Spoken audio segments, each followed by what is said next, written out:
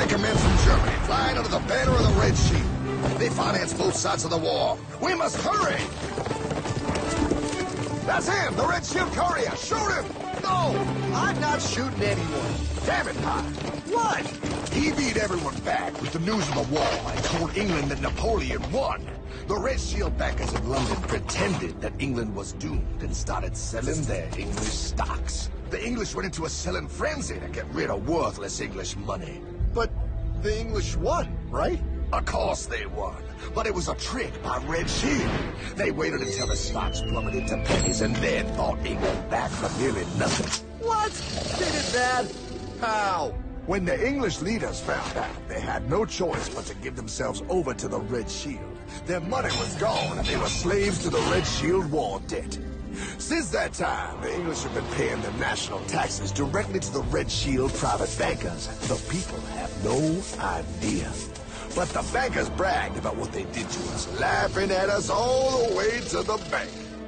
Why, it's the best business I've ever done. If I can control a nation's wealth, I care not who makes its laws. Oh, is this what Jefferson wanted to show me? No, Pye. Look. They're in America, too? The Red Shield banks are here, Pye. Seeking a way to conquer our American dream. The dream you had, Pye. A dream of free men. They tried to take over our country many times and failed because Jefferson and the Patriots vowed to stop the evil tyrants at all costs. By authority of eternal God, he would not let the bankers win again. To preserve our independence, we must not let our rulers load us with perpetual debt. We must make our choice between economy and liberty or profusion and servitude. Wow. I place economy among the first and most important of Republican virtues, and public debt is the greatest of the dangers to be feared.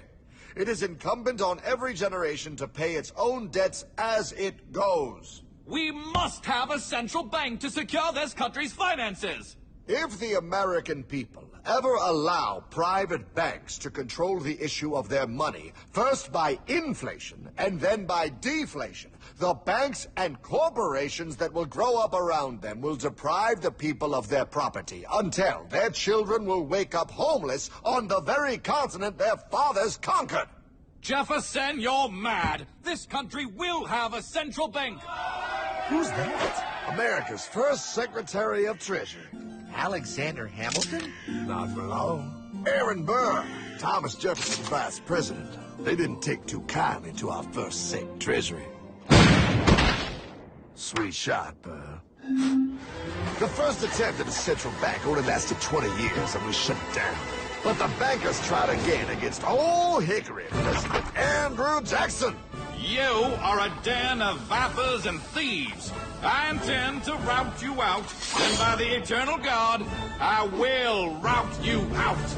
After surviving an assassination attempt, Jackson finally defeated the bank in 1836. When asked what was the greatest accomplishment in his life, Old Hickory replied, I killed the bank. And those were his last words. I killed the bank.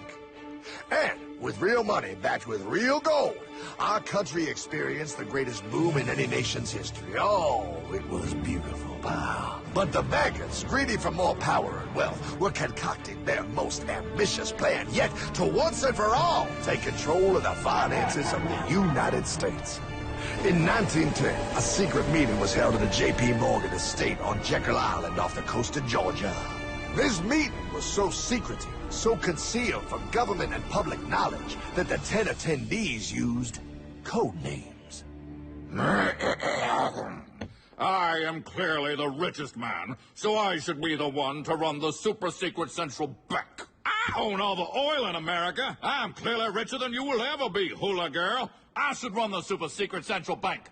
You're nothing compared to me, lube job. I shall run the secret bank. Silence!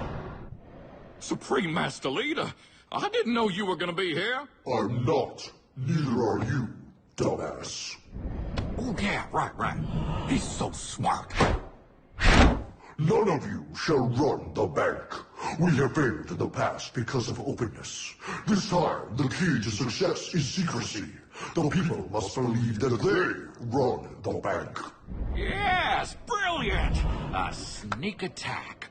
What's the plan? We first create panic, then we show them the solution. With our man in office and well-planned timing, we will have our central bank. And so the people think it is theirs. We shall christen it Federal. The Federal Reserve.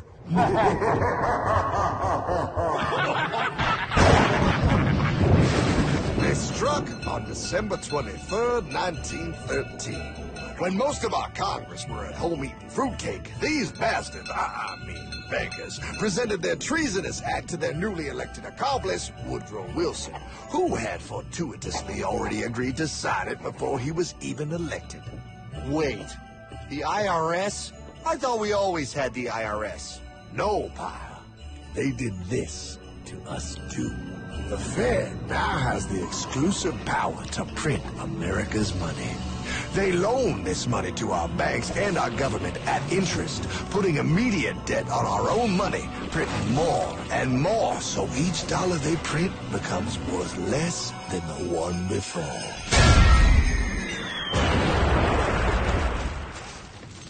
Merry Christmas. What in the hell is that? That is how our government now must pay back these debts to the Fed. Your taxes do not go to your government. They don't? It's the greatest theft in human history. But, okay, I mean, I sort of get what you're saying, but it's also confusing. And really, Hartman, I don't see how it affects me at all. If I had more money, none of this would have happened. Hartman?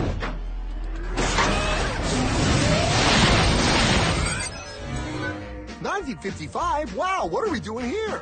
Oh, a little bit of shopping. Here, hold this. Gallon of gas, 23 cents. Postage stamp, 3 cents. Ounce of gold, $35. Hot baby, priceless. Best be getting back. Hey, Hartman! I need my car, man! Oh, was that my gold, Jay? Yeah, he'll be fine. Now, pal, would you agree that you have the same exact things you had in 1955? Yeah, 1 stamp, 1 gallon of gas, 1 ounce of gold, and 1 home. Wow, we just made a lot of money. Gotta pay your taxes. Bet it's nice to have made all that money. Wait, that isn't fair. Now I actually have less money. I can't even go buy the things I just sold. The IRS and the Fed's inflation work together, pal. They aren't just taxing gain, they are taxing their inflation. You are no richer than you were in 1955. Now, does that sound fair or American to you? Yeah, but I mean, who doesn't hate taxes? I hate the IRS anyway. Pal, the higher they make the inflation, the more your money they take. It's thievery. You're not paying taxes on any more. You are paying taxes on the same. And now, you have less. They take our property away right in front of our eyes, just like Thomas Jefferson said they would. What's that? Oh, they found us! Quick, a sword! What sword? We don't need your banking machine! I'll condemn you to die, damn it! Die! Pile! Bernanke bogey on my 9! Take him at his knees!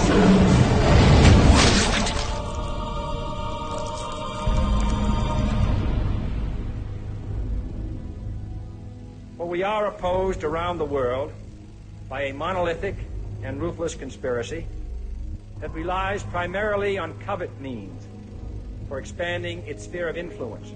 What's happening? Where am I? I believe perhaps you understand now, pal, but you are afraid. JFK. Hartman, what does this have to do with my house and my dog? Oh, okay, that's enough. I want to go home now. This is the last president to stand up to the Fed. You must see. On June 4, 1963, President Kennedy signed Executive Order 11110. This executive order empowered the U.S. Treasury to issue real money without the Fed. It would have worked. Kennedy's plan to dismantle the Federal Reserve machine had begun. 6 months later, John F. Kennedy went to Dallas and never returned. No way. No way they could do that. The new president, Lyndon Johnson, threw out Kennedy's order. And since JFK, no president has dared confront the secret powers behind the Federal Reserve. They consolidate bigger and bigger banks, print more and more money, accountable to no one, decimating our nation's wealth for the benefit of a few. Why? Why do this? If they hurt us, it hurts the global bankers too. No, Pyle. They are protected. They are too big to fail. But I'm not. Those sons of bitches! Sons of bitches all.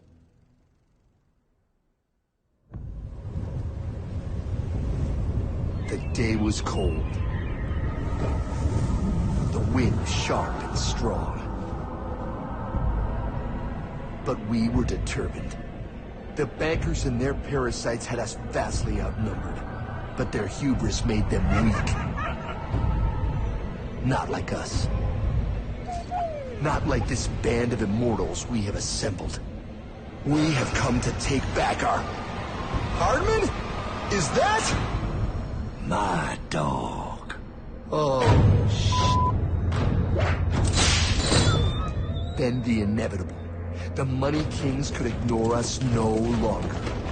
They sent an emissary, a cog in their machine of greed to bring about our submission. Hank Paulson. Hardman, this is blasphemy. We own the corners of the earth. It is futile to challenge us. Oh, I've seen that look before. That of a predator taking in the scent of its prey. Bold, fearless, the look of a free man. You have come far, Hardman. Farther than most. Be smart now. Join us. We will bring you money, power, everything you want. You can be one of us. If you will kneel.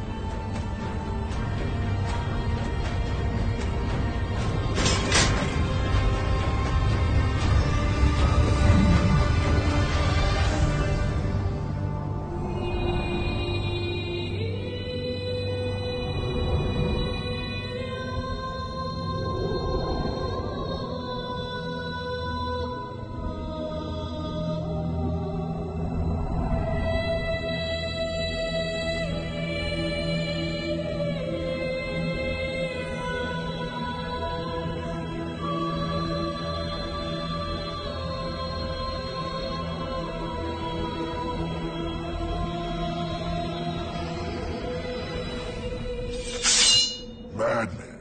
You're a madman. We're offering you everything. What do you think this is?